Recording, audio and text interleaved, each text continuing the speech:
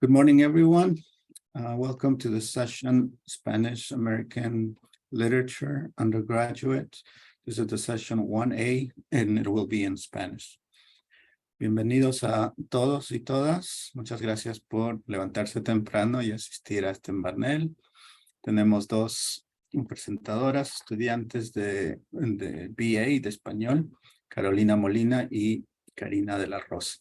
Vamos a empezar con el orden de las presentaciones, Carolina y después Karina. Si tienen preguntas, pueden hacerlas con el chat o el Q&A abajo, ¿no? Y les podemos leer después de sus presentaciones a Carolina y Karina.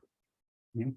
Mi nombre es Eric Carvajal, yo soy profesor de literatura latinoamericana en el departamento de Modern Languages and Literatures. Bienvenidos, es un gusto verlas a todos y verlos a todos. Okay, comenzamos con Carolina. Su presentación es Hipocresía social en los cachorros de Mario Vargas Llosa. Adelante, Carolina. Gracias. La hipocresía social. En la obra Los cachorros se narra una historia con énfasis a aquellos jóvenes que por su corta edad son inmaduros y fácil de ser manipulados por una sociedad controladora y falsa. El narrador presenta la vida de Cuellar, un niño que recién llega a una escuela donde intenta integrarse a un grupo de amigos, pero no lo logra. El intento fallido de ser incluido depende de la terrible castración que sufrió a causa de una mordida que un perro le dio en sus partes genitales. Este terrible accidente lo llevó a sufrir fuertes consecuencias en su vida, que terminaron empujándolo paulatinamente hasta la muerte. Mario Vargas Llosa usa una técnica muy importante con el título Los cachorros, ya que advierte la inocencia con la que los protagonistas inician su etapa de vida. Los cachorros es el nombre que se le da a los caninos cuando están pequeños e iniciando un proceso para ser adultos. También utiliza el lenguaje oral, un lenguaje oral muy coloquial, esto con el fin de hacer la lectura más dinámica y realista. La obra está basada en un suceso verídico y exhibe diversos temas que lastimosamente hasta hoy en día siguen siendo muy comunes. Abro cita: la marginación social de Cuellar, la caída del grupo en el aburguesamiento es la consecuencia ineluctable del condicionamiento impuesto. Cierro cita. Tanto en la obra como en esta cita se da a entender cómo la sociedad impone reglas y expectativas absurdas ante los grupos más vulnerables, como lo fueron los protagonistas en esta historia. Se expone un ámbito clasista con mentes cerradas que arrastra a la juventud a tener actitudes machistas, violentas y sobre todo hipócritas con ellos mismos y los demás. En este ensayo se analizará la hipocresía social en los cachorros para demostrar cómo los prejuicios de una sociedad retrógrada destruyeron la vida de Cuellar. En la obra se observa que Cuellar no logra completar o experimentar el ciclo de la vida del ser humano, y esto debido a la horrible y fiera y mortificada sociedad que oprime, destroza a quien no sigue sus reglamentos o condiciones. La vida social del ser humano desde tiempos atrás hasta incluso hoy en día está mayormente basada en apariencias, en el qué dirán. Cuellar fue una víctima más de estar en el lugar, con las personas y en el momento equivocado, pero su familia, sus amigos y sus docentes hicieron que este incidente definiera quién era Cuellar y cómo debía llevar su vida desde ese momento. En la historia se explica que sus padres querían que la verdad de lo que había sucedido a su hijo nunca saliera a la luz. Abro cita: era un secreto. Su viejo no quería, tampoco su vieja. Que nadie supiera. Mi cholo, mejor no digas nada. ¿Para qué? Había sido en la pierna nomás. Corazón, ¿ya? Cierro cita. En esta cita se observa cómo sus padres le piden mentir a su hijo en lo sucedido. Esto con el fin de guardar las apariencias ante los demás. Aquí se presenta el inicio traumático del no digas la verdad porque te juzgarán. Al hacer que su hijo no hable de lo sucedido, lo convirtieron en un ser falso y lo hicieron sentir que lo que pasó es una vergüenza que tendrá que ocultar y cargar por el resto de su vida. La reacción que Cuellar toma ante esta situación es entendible, basándose en cómo él busca de la mejor manera de que su castración no salga al mundo. En la historia se dice que Cuellar vino más deportista que nunca. Con esto se exhibe el cómo Cuellar, en su intento de tapar la verdad, usó el deporte para sacar su virilidad. El ser un hombre deportista le daba una definición de macho, logrando exactamente lo que sus padres buscaban, para que la gente no sospechara de la condición de su hijo. Al vivir en un mundo donde el ego se alimenta de los estereotipos, Cuellar tuvo que fingir ser quien no era, para seguir con una vida normal. Sus padres, en el afán de guardar la verdad, no optan por buscar una solución que le ayude a su hijo a reflexionar y asimilar lo que le pasó, que lo que le pasó fue un accidente y que no es su culpa. Lo tratan con lástima, buscando a toda costa mantener la imagen de un hombre idealizado por la insensatez de la sociedad. Prosiguiendo, por lo general, cuando una persona sufre algún tipo de problema que le causa dificultades para realizar actividades cotidianas, lo más sensato es ayudar con el proceso, no ocultarlo. En este caso, la castración de Cuellar no le dificultaba para nada físicamente. Sin embargo, la sociedad influyó tanto psicológicamente que hicieron que Cuellar se sintiera como una persona inútil, obligándolo a imponer con el deporte su masculinidad.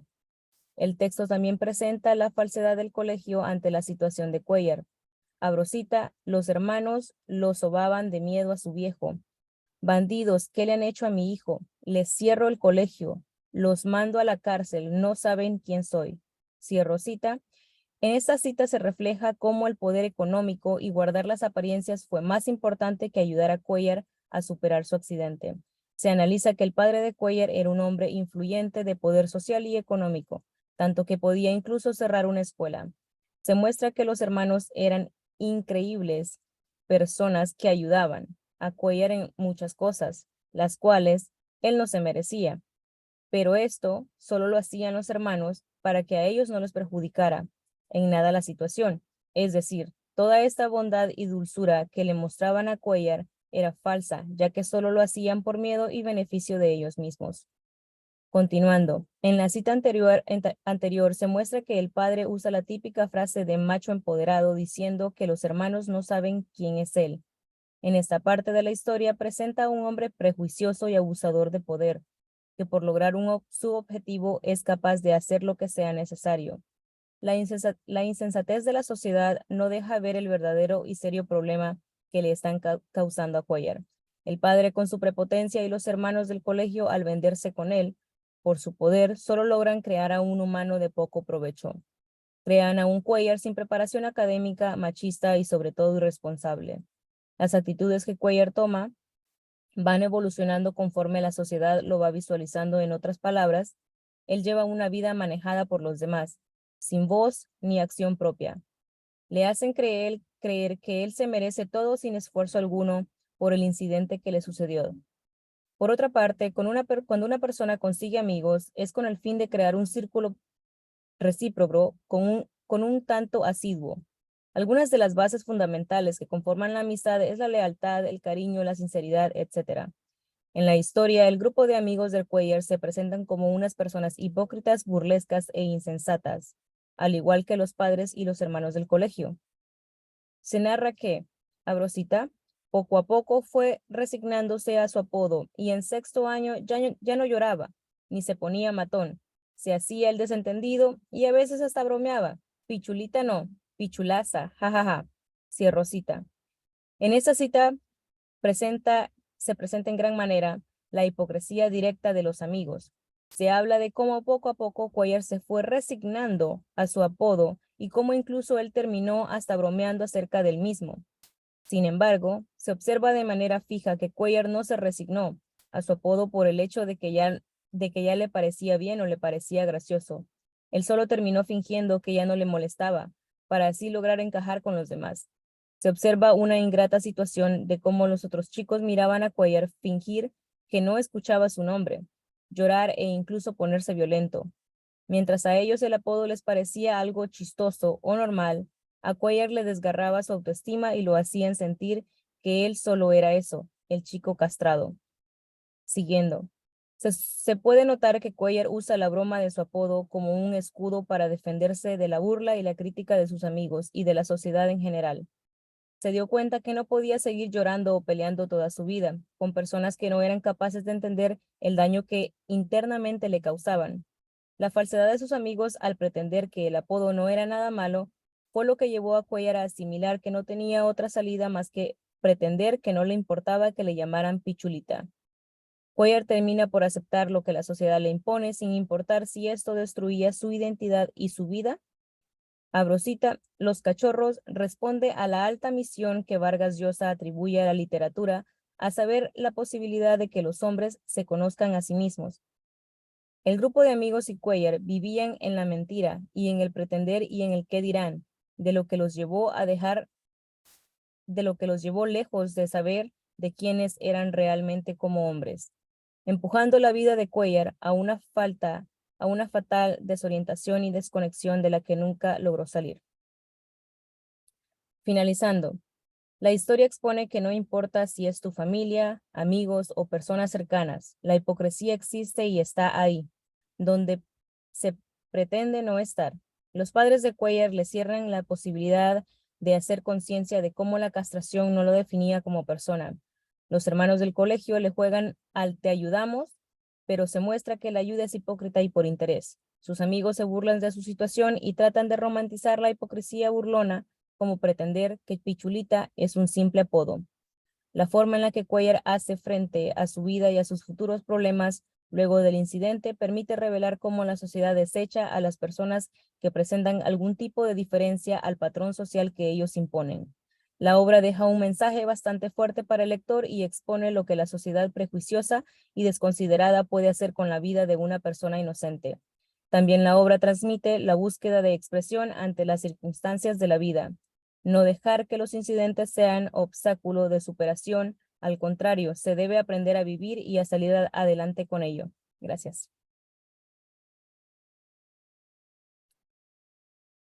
Muchas gracias, Carolina.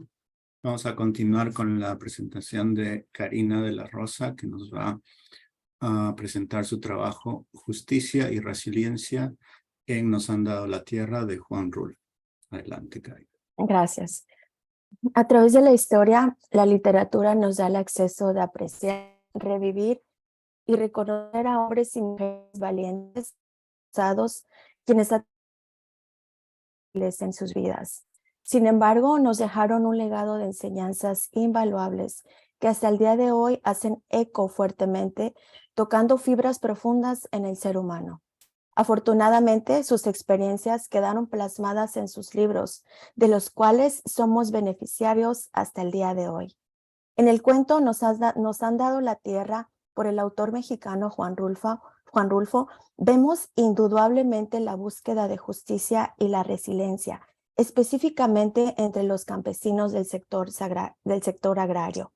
En este ensayo analizaremos contrastes explícitos, pero que a la misma vez adquiría un poder de resiliencia inmensurable en medio de un ambiente hostil.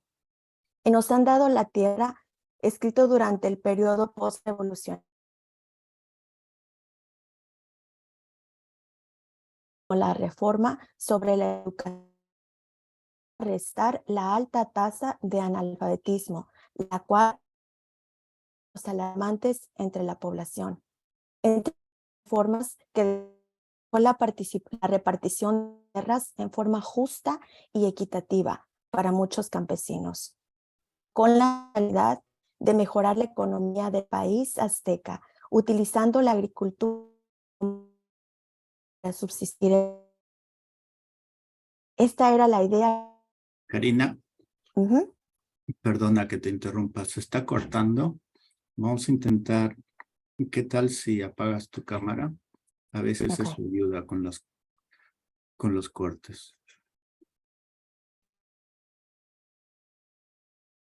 A ver, intenta hablar ahora. ¿Me escuchas?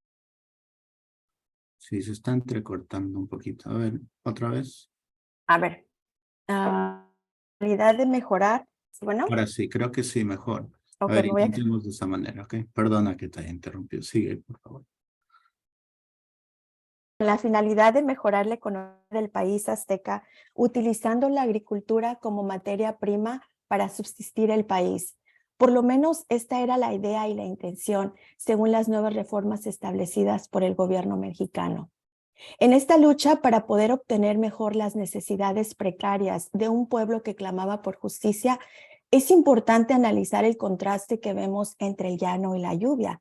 El narrador informa: en medio de este camino sin orillas, que nada habría después, que se podría encontrar nada al otro lado, al final de esta llanura rajada de grietas y de arroyos secos. Pero sí, hay un pueblo. Pero sí, hay un pueblo.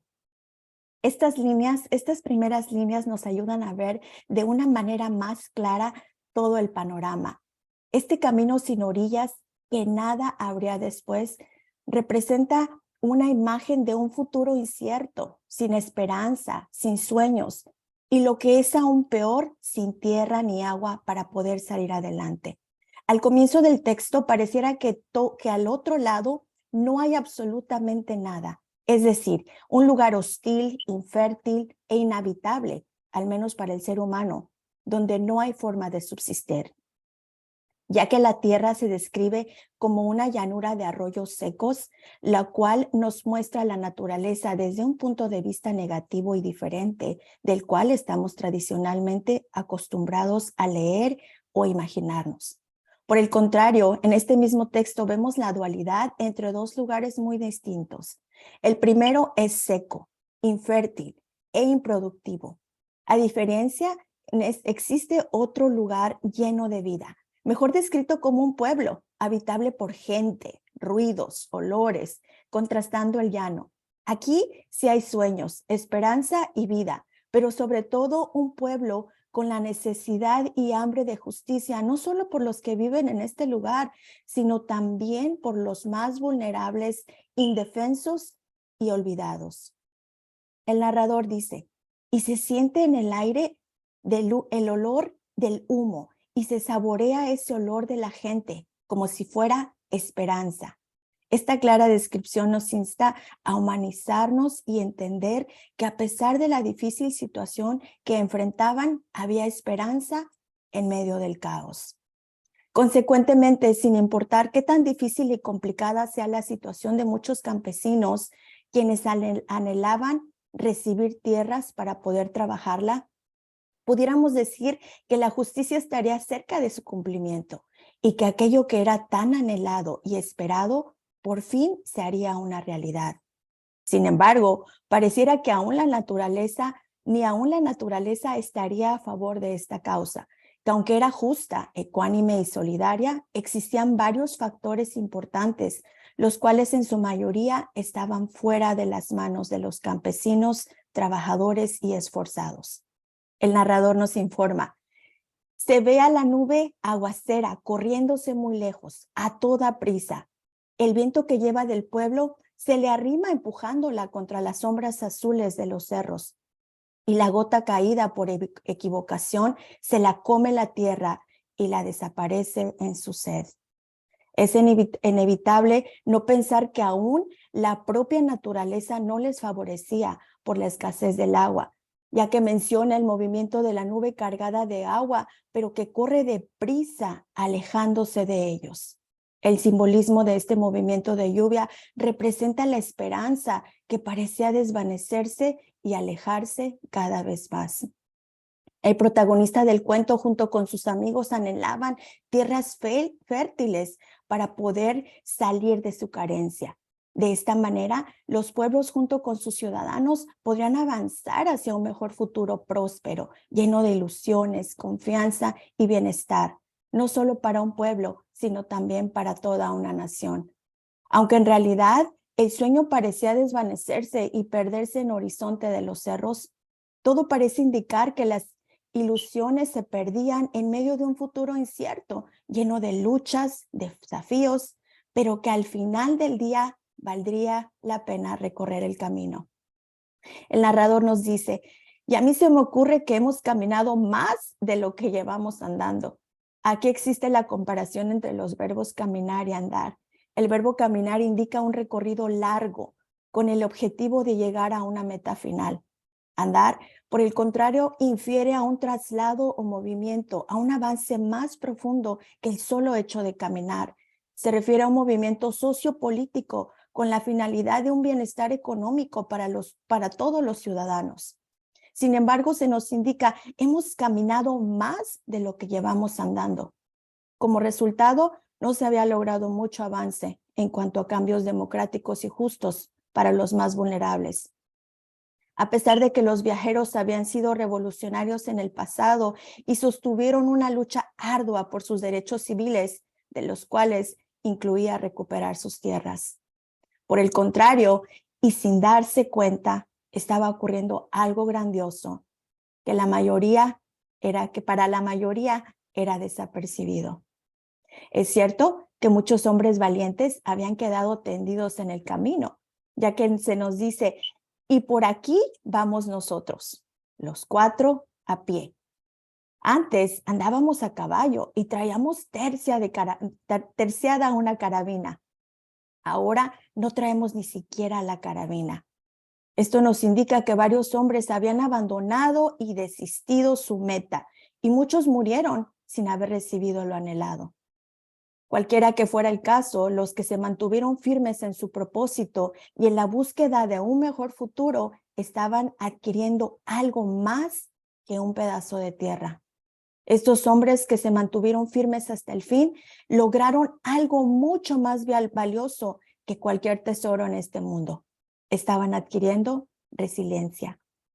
Es decir, que en medio de todas las adversidades, de un clima cálido, seco, sofocante y extremadamente incómodo, seguían estos 4 amigos caminando, enfocados hacia la meta final, sin sobrepasar a nadie, sin sacar provecho ni ventaja de nadie, solo caminando, esperando a recibir lo anhelado, con su mirada puesta en el objetivo final, en beneficio de los suyos y de los de su alrededor.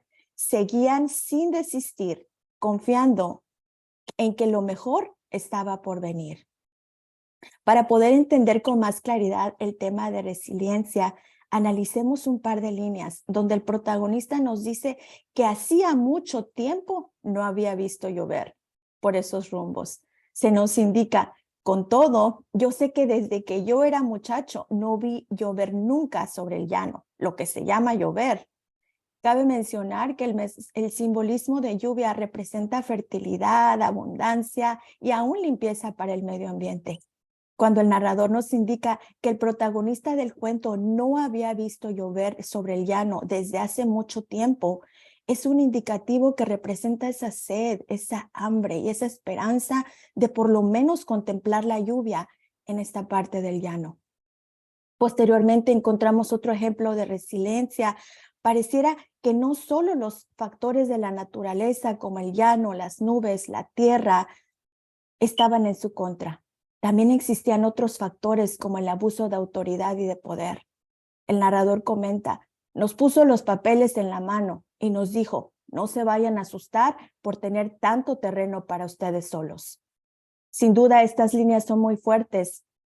Esto es una clara ilustración de las humillaciones, burlas, sarcasmo y adversidades por las que atravesaron varias personas de clase trabajadora, quienes en su mayoría se dedicaban a cultivar sus tierras. Sin embargo, no desistieron en su búsqueda de una mejor vida. Por último, existen varias líneas que nos indican que los protagonistas habían aprendido a guardar silencio en medio de acaloradas situaciones. Por ejemplo, no decimos lo que pensamos. Hace ya tiempo que se nos acabaron las ganas de hablar. Se nos acabaron con el calor. Esto no solo se refiere a una situación física bajo el calor del sol. Implícitamente también habla de situaciones difíciles que se viven bajo la presión de factores tanto externos como internos. Situaciones que podían resultar en un cansancio físico, mental y emocional causado por una serie de traumas y repercusiones negativas. Por el contrario, viéndolo de una manera positiva, esto ayudaría a crear un carácter íntegro, resistente e inmutable en la vida de los protagonistas. Dejando atrás todo egocentrismo, orgullo y vanidad, avanzaban en la manera de percibir las cosas desde una perspectiva sencilla, en busca de la justicia y a la misma vez desarrollando resiliencia que dejaría una enseñanza abundante para toda una vida. Gracias.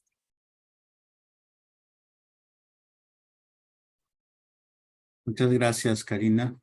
Y sí, se escuchó mucho mejor, ¿no? Después de... ok. Entonces, Y después de que me moví, ¿te moviste también? sí, me tuve que mover de lugar. Mira, ok, eso a veces, esos truquitos, ¿no? Sí. Bueno, gracias por sus presentaciones, Carolina y Karina. Vamos a pasar a la sesión de preguntas. Y si tienen preguntas, pueden escribirlo en el Q&A abajo o en el chat. Y les doy unos minutos y quizá si alguien tiene alguna pregunta ahorita. Y si no, puedo comenzar yo con... sí, ok, entonces, a ver, Carolina, me, me llamó mucho la atención, ¿no? El proceso de una construcción de una masculinidad en tu ensayo, ¿no? Como que, pues, desde luego, esa hipocresía que mencionas está conectada con una construcción de una masculinidad muy tóxica, ¿no? Y desde una edad muy temprana. Lo que me llamaba la atención es que ambas presentaciones son muy masculinas, ¿no? ¿Cómo viste la presencia de la mujer en esta obra? ¿Aparecen personajes femeninos que ayudan o están tratando de controlar esa construcción negativa del hombre? ¿Recuerdas algo que te llamó la atención como que, bueno, aquí o no hay o hay la presencia femenina? Entonces la pregunta para Carolina y para Karina, pues también lo social también es importante ahí, ¿no? Porque a pesar de todos estos desafíos, pues estos caminantes siguen, ¿no? Y como muy bien has explicado, están tratando de avanzar, ¿no? O sea, no solamente caminar, sino andar en un sentido de progreso, ¿no? Entonces, lo que me llamaba la atención es eso, ¿no? ¿Cómo ves ese optimismo en lo social? O sea, no solamente en la sobrevivir, que puede ser una aproximación, pero ¿cómo ves más allá, ¿no? En lo cultural, en lo mexicano? ¿Dirías que relacionando esta lectura con la cultura mexicana, hay más es general esta aproximación que le estás dando o lo ves como que una excepción de esta obra, como que quiere enviar este mensaje más optimista, más positivo de sigamos luchando a pesar de todos los infortunios, ¿no? Entonces, cualquiera que quiera responder, adelante. Sí, la figura femenina en los cachorros sí se muestra bastante, pero en su mayor parte la muestran como la vulnerabilidad del hombre. La están mostrando como si fuera algo que si los hombres no tienen, no son lo suficientemente masculinos. Porque hay en algunas partes en las que se muestra de cómo él intentaba tener novias, pero no podía porque tenía miedo de decirles lo de la castración. Siento que estaban haciendo un énfasis que un hombre que no tenga su miembro no puede básicamente estar con una mujer, no puede tener el amor de una mujer, no tiene el derecho de tenerlo ante la sociedad porque no puede corresponderle o no puede proporcionarle las cosas que un hombre debería a una mujer. Entonces siento de que la figura de la mujer está más bien como una necesidad para el hombre, entonces no se me hizo muy buena en cómo se representa la figura de la mujer en la obra. Gracias. Bueno, en esta narrativa, ¿verdad? Que en este cuento que acabamos de analizar, yo pienso que por eso se destaca el pueblo latinoamericano, por esa resiliencia que ha tenido, y no es durante de un periodo solamente postrevolucionario, estamos hablando o sea, de décadas, ¿no? De años, desde tiempos de la colonización.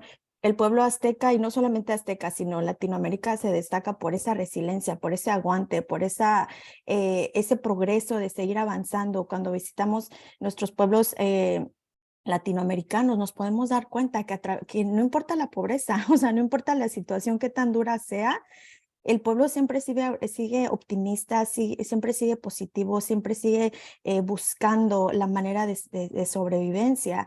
Y la figura masculina, la figura femenina la podemos ver cuando se habla, cuando el narrador nos dice que había un pueblo y que había olores, como que había olores de humo, y eso me hace pensar en todas estas mujeres trabajadoras que siempre están ahí, ¿no? Que siempre están atendiendo a los visitantes o atendiendo a la familia, mujeres trabajadoras que tal vez no podemos ver claramente en este cuento, pero sí vemos la figura de la mujer femenina y el avance de los pueblos, de que a pesar de, no importa qué tan dura sea la situación, o sea, no importa qué tan duro sea el panorama en nuestros pueblos latinoamericanos, siempre que visitamos a esa calidez, te reciben con tanto amor, con tanto cariño, y pienso que eso es lo que nos hace completamente únicos a otras culturas. Muchas gracias. Sí, sí, estoy de acuerdo con lo que dicen. A ver, ¿alguna otra pregunta o duda? No sé si estoy viendo. ¿Puedo preguntar de voz o tengo que escribir? ¿Sí la escucharon la profesora? Ok, sí, adelante. Yo quería preguntarle a Carolina, hablabas del papel de la mujer en la novela de Vargas Llosa, que era como un papel más bien lateral, ¿no? No principal, ¿no? Estaba como añadido a la figura masculina. Hablabas también en la obra, porque yo esta obra no la he leído, he oído hablar mucho de ella, estoy interesada en ella, pero no la he leído. Yo querría que me hablaras del personaje de la madre de él. Me gustaría saber hasta qué punto su madre estimuló esa idea de una masculinidad creep, una masculinidad rota, ¿no? Una masculinidad que no es la tradicional. Y en el caso de, ¿cómo es que es tu nombre? Que lo he olvidado. Karina, cuando hablas de resiliencia del pueblo latinoamericano, ¿no? Que es un discurso que escuchamos mucho, ¿no? Que se escucha mucho, ¿no? Del valor, la potencia y la resiliencia del pueblo latinoamericano. ¿Crees que, porque hoy en día vemos esa lucha también, ¿no? Del pueblo latinoamericano, ¿crees que este discurso ha perdido su valor hoy en día? Quiero decir, si es un discurso vacío, pensando en las generaciones jóvenes, ¿sí? Las generaciones jóvenes, ¿crees que es un discurso vacío? Buenos días, profesora Monse. Sí, la figura de la mamá, la verdad, y por eso también comentaba de que no se me había hecho una figura tan importante en la obra como habían representado a la mujer, porque también en una cita que de hecho leí ahorita en el ensayo, dice, era un secreto, su viejo no quería, tampoco su vieja, que nadie supiera, mi cholo, mejor no digas nada, ¿para qué? Había sido en la pierna nomás, corazón, ¿ya? Eso de hecho lo dice la mamá. Están en el hospital y la mamá le dice, ¿sabes qué? Vamos a decir que fue en la pierna o corazón, no vayas a decir nada más. Entonces, a esto también siento que hacer mucha influencia la figura del hombre, porque siento que el padre fue el que más no quería que se supiera. Entonces la madre dice, voy a hacer lo que mi esposo también quiere, ¿no? O sea, vamos a esconderlo porque mi hijo no puede quedar como una persona que está incapacitada, digamos. Siento que lo miraban de esta manera. Entonces siento de que ella apoyó mucho en que no, mi hijo es un hombre y lo vamos a presentar al mundo como un hombre macho que no tiene ningún problema con su miembro, ninguna discapacidad.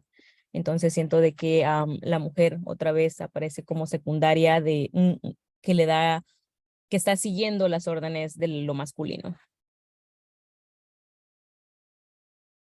Contestando a la pregunta de la profesora, claro que se ha perdido en estas generaciones nuevas, indudablemente que se ha perdido, y lo digo porque ya como que la generación, no sé cómo les llaman, los Zetas, o no sé muy bien, no recuerdo muy bien, pero claro que la generación, yo creo que a través de las redes sociales, y no solamente en este país, sino en toda Latinoamérica, nos han bombardeado Y como que ya todo se vuelve más fácil, lo queremos hacer más práctico, queremos encontrar como shortcuts, como caminos cortos.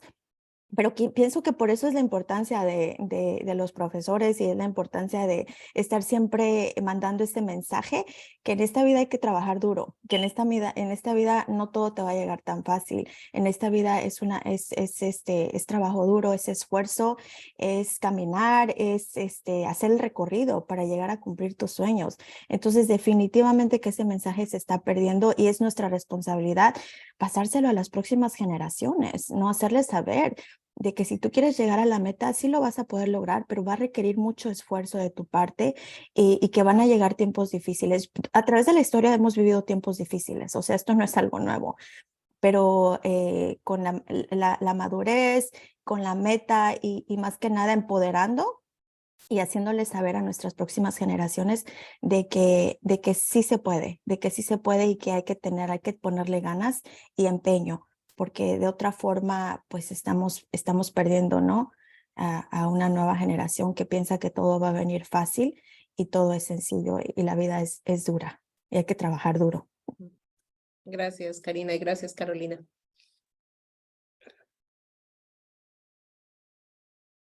¿Alguna otra pregunta o duda? Si no, creo que podemos concluir el panel. Muchas gracias a todos los que han participado. Muy agradecido de su participación en este panel tan temprano.